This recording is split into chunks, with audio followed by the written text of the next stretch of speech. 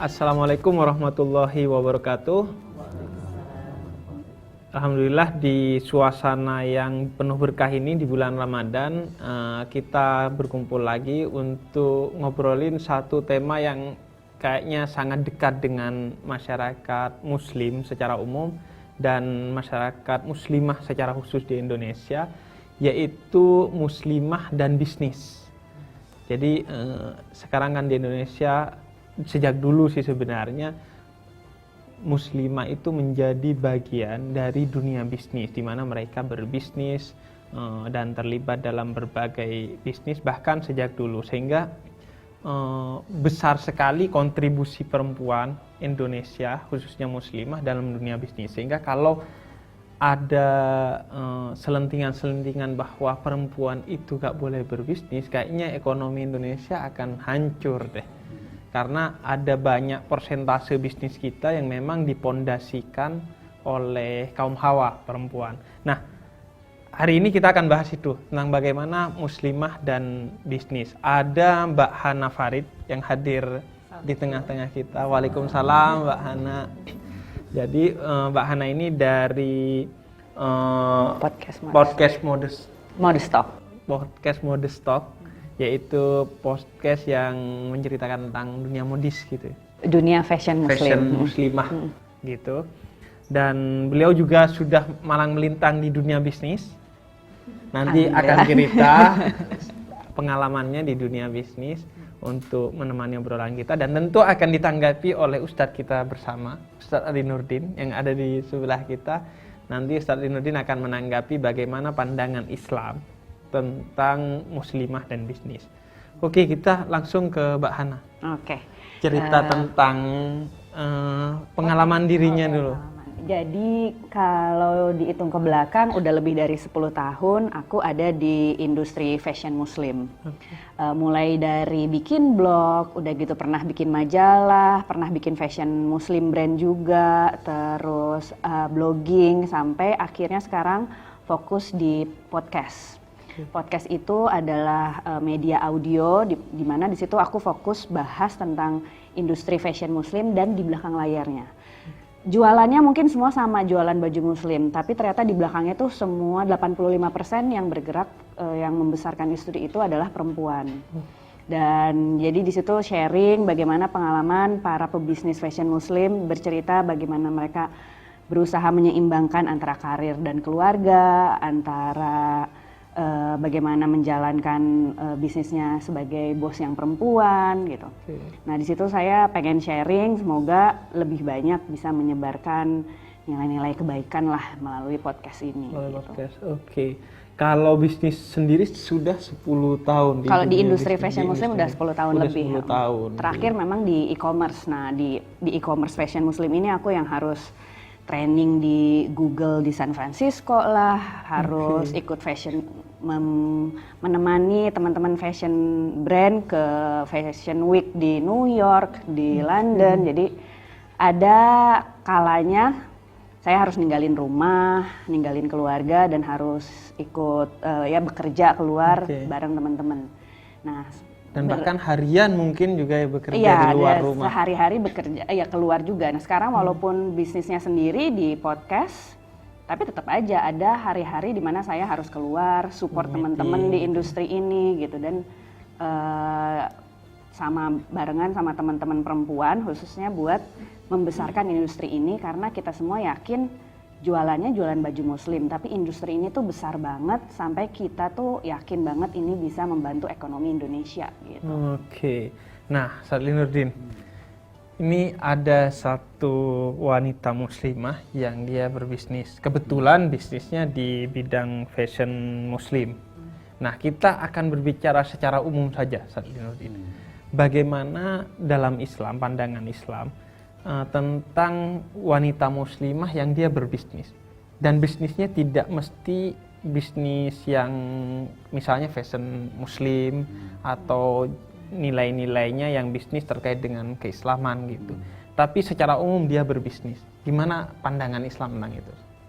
Umumnya para ulama yang membolehkan itu merujuk ke surah 16 ayat 97 ya Bib ya. di mana Allah berfirman, "Man 'amila shalihan min dzakarin aw unsa wa huwa mu'min falanuhyiyannahu hayatan thayyibah." Gitu. Barang siapa yang bekerja dengan baik, baik laki maupun perempuan, redaksinya kan jelas itu, baik laki maupun perempuan, maka kami akan berikan balasan kehidupan yang baik. Dari redaksi ayat inilah kemudian disimpulkan bahwa untuk bekerja itu tidak ada halangan, baik laki maupun perempuan, bahkan itu menjadi satu bentuk ekspresi diri yang pada akhirnya terkadang perempuan mungkin boleh jadi pada bidang tertentu itu bisa lebih passionnya di situ kan gitu ya. Nah, satu itu.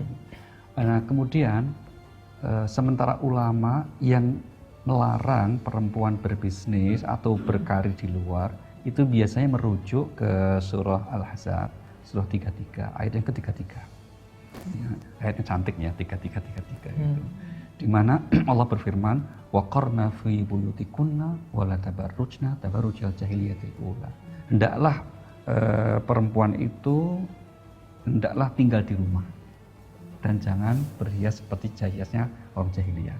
Redaksi ayat inilah yang kemudian dijadikan dasar dan tentu ada penjelasan hadisnya ya untuk kemudian bagi yang melarang itu perempuan tidak boleh keluar rumah, termasuk berkarir di luar rumah gitu. Nah, bagaimana tawaran dari ulama yang membolehkan gitu kan gitu. Nah, menyikapi ayat ini, para ulama kemudian bagi yang membolehkan ayat 33 surah Al-Ahzab ini dimaknai bahwa tugas utama kaum perempuan itu wilayah domestik rumah tangga.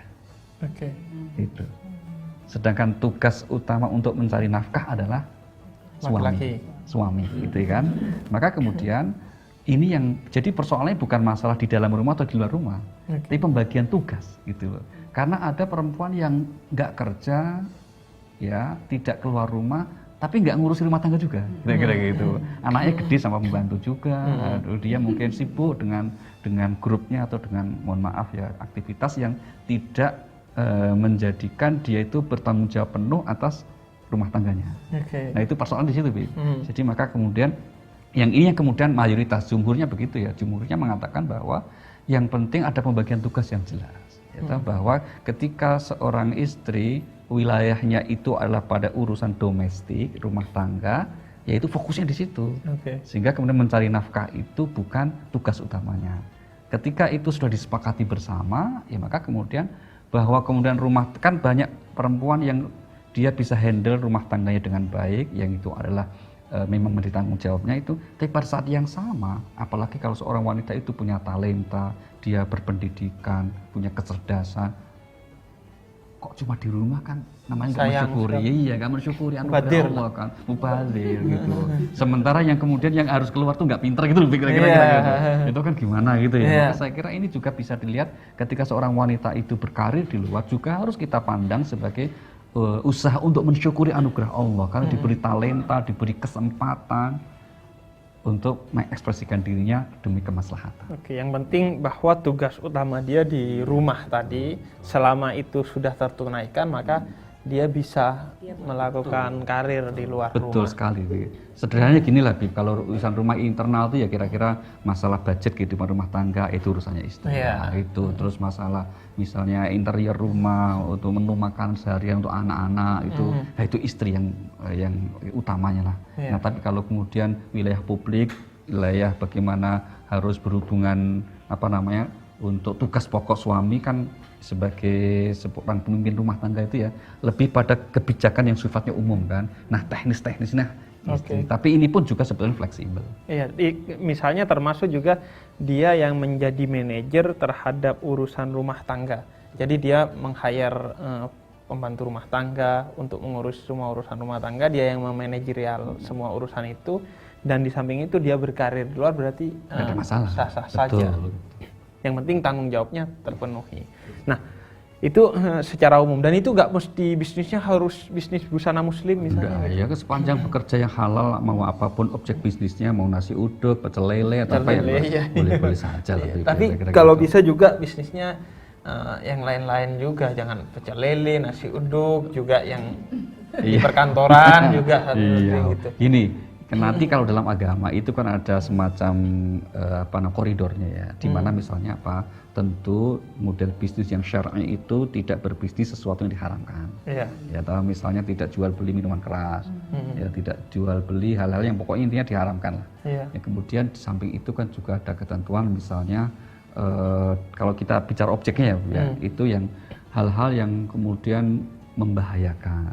Oke. Ya, membahayakan bagi khalayak alamnya, misalnya kok dia menjadi manajer rumah kasino, rumah judi, perempuan misalnya gitu kan, Iya. ya itu kan jelas tidak boleh, Iya. nabrak ketentuan syariat. Termasuk juga misalnya dia menjadi kasir misalnya, Ustaz Nuruddin. Dia bertemu dengan yang bukan muhrimnya, tapi dia menutup aurat, itu sah-sah saja. Ya udah masalah toh. Nggak masalah. Apalagi di depan umum lu kasir lu ngapa? Ada CCTV Ada juga. CCTV. Mau ngapain juga lah kira-kira gitu.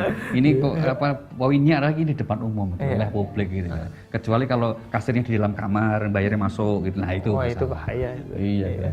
Nah, Batasannya apa aja nih Ustadz biar perempuan dibolehkan untuk keluar rumah untuk berkarya? Jadi kalau dalam syariat hukum Islam itu ya Mbak, yang saya pahami itu hukum itu dalam Islam ada dua ya. Yang pertama yang namanya iltizami, itu hukum yang kita nggak bisa nawar, sami nawatokna pokoknya. Misalnya kita sholat, itu gerakannya kayak gitu, ikut Rasulullah gitu, sudah terima aja. Misalnya kalau kita umrah atau haji ke Mekah sampai kiamat itu ya ikut aja, tidak boleh dipindah ke Kaltim misalnya, gitu tidak boleh. Ibu kota aja yang Iya, kesana. itu nggak boleh lah gitu. Kalau tempat umrah haji tidak boleh. Itu satu namanya yang sifatnya iltizami. Yang kedua ada ketentuan hukum Islam yang sifatnya irsyadi. Irsyadi itu memang memberi petunjuk, tapi seandainya karena kesepakatan bersama, terus kemudian tidak sesuai dalam tanda petik ketentuan agama, ya tidak apa-apa. Karena ada ruang untuk musyawarah, ada kesepakatan gitu loh. Misalnya tadi satu saat batasannya istri memang kemudian secara syariat Islam harus bertanggung jawab dalam kehidupan rumah tangga suami. Nah, terus kemudian kan, nah batasannya ini apa? Ya berdua aja musyawarah. Mama boleh ya keluar, tapi nanti tolong ini diurus. Iya. Kira-kira gitu. Masalah jamnya kan juga masalah kesepakatan kan, betul gitu. Karena apa? Kadang-kadang istri pulang awal, suami belum pulang juga, gitu kan. Jadi itu ada ruang untuk musyawarah. Maka musyawarah di Al-Quran itu perintahnya itu ada 3. Perintah bermusyawarah itu dalam urusan 3 hal. Nah, salah satu objek musyawarah itu adalah urusan keluarga. Gitu. Ini surah 2 ayat 233 begitu. Sehingga kemudian dalam konteks seperti ini kita punya ruang gitu Mbak, mana yang maslahat buat bersama. Karena tentu saja apa yang dipraktekkan oleh satu pasangan rumah tangga seseorang belum tentu cocok kan. Ya, karena masalah rumah tangga masing-masing kan sangat berbeda kira-kira gitu. Itu Bib. Hanya itu apakah pandangan agama atau tradisi? Nah kan gitu. Ya, tradisi jawabannya Bib. Ternyata Rasulullah kan juga sering bantu istri dalam rumah tangga itu. Pakai muslimah, bagus, syar'i gitu ya. Terus saya lototin terus itu dosa nggak Bib? Yang dosa ya. Lah iya makanya kan itu dosa kan.